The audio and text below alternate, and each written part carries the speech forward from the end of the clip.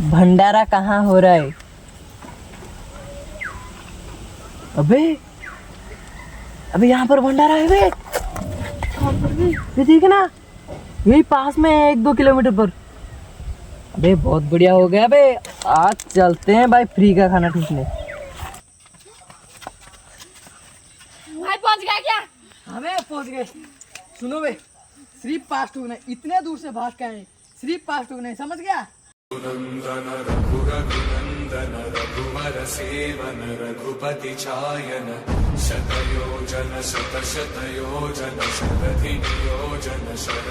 कितने तेजस्वी लोग हैं हमारे पास, कितने शानदार विचार रखते हैं।